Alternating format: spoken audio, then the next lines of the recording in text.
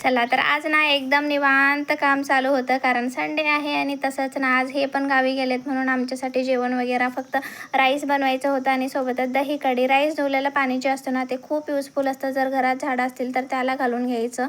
So माझ्याकडे काही झाडं वगैरे नाही आहेत, सो मी वेस्टच करते. सो त्यानंतर ना इकडं दही वगैरे फोडणी देऊन घेतली. ही दही कढी खूप टेस्टी लागते आणि आदूला मला तर खूप जास्त आवडते आणि एकदम झटपट बनणारी असते, म्हणून काही कंटाळा पण येत नाही बनवायचं.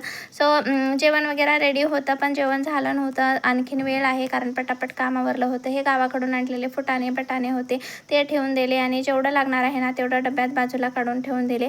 हे तिक्क्या होते जे की मला साईडला ठेवायचे होते, कारण ते नीट करायचे होते. आणि मनूचं इकडं कंप्लेन करणं चालू होतं, कारण तिच्यासाठी झुकाली बांधली आहे, पण हे मुलंच एवढं गोंधळ घालतायत की पूर्ण बेड पण पूर्ण खराब करून टाकले. आणि इकडं ना मला सिया सीड्स जे आहे पाण्यामध्ये भिजवून ठेवायचे होते, कारण हे अर्धा एक तास झाल्याच्या नंतर पियायचं असतं, म्हणून ते काम इकडं करून घेतलं. तरी तर संपवते आजचा ब्लॉग. आवडला असेल तर लाईक शेअर सबस्क्राईब करायला विसरू नका.